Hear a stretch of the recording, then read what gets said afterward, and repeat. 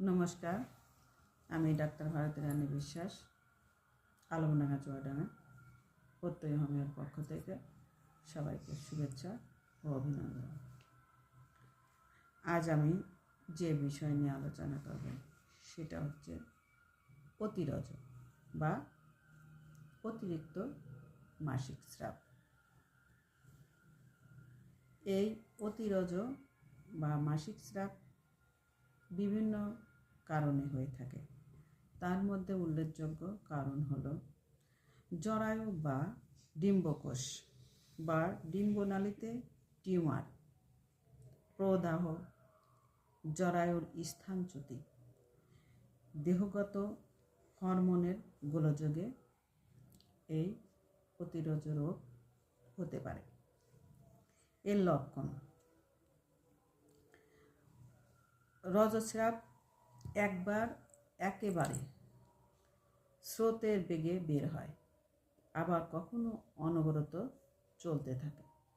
তলপেটে প্রচণ্ড ব্যথা থাকে, মনে হয় যেন প্রসব বেদনার ন্যায় বেদনা। বমি বমি ভাব ভাব ঋতুস্রাব স্বাভাবিকের চেয়ে বেশি হয়। কখনো কখনো ঋতু বন্ধ হয়, বেশি দিন চলতে থাকে,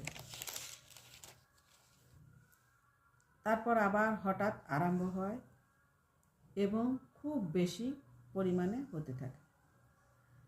স্রাবের সঙ্গে কালচে পদার্থ বের হয়, খণ্ড খণ্ড মনে হয় যে মাংস বের হচ্ছে। রোগীর মুখমণ্ডল ফ্যাকাশে দেখায়, ক্ষুধাহীনতা থাকে, খাদ্যে অরুচি ভাব দেখা দেয়, বিভিন্ন লক্ষণ প্রকাশ পায়। এই সমস্যা সমাধানের কার্যকরী ওষুধের কথা আমি এখন উল্লেখ করব। আশা করি সবাই ওষুধ সেবনের ফলে উপকৃত হবে। ওষুধগুলোর মধ্যে উল্লেখযোগ্য হলো হেমামালিস, চায়না, সাবাইনা উল্লেখযোগ্য। ওষুধ খাওয়ার নিয়ম: হেমামালিস এবং চায়না 200 শক্তি প্রতিদিন 3 বা 4 বার খেতে হবে, সামান্য জলের সঙ্গে মিশিয়ে। আর হেমামালিস মাদার 20 ফোঁটা করে দিন 4 বার সামান্য জলের সাথে সেবন করে।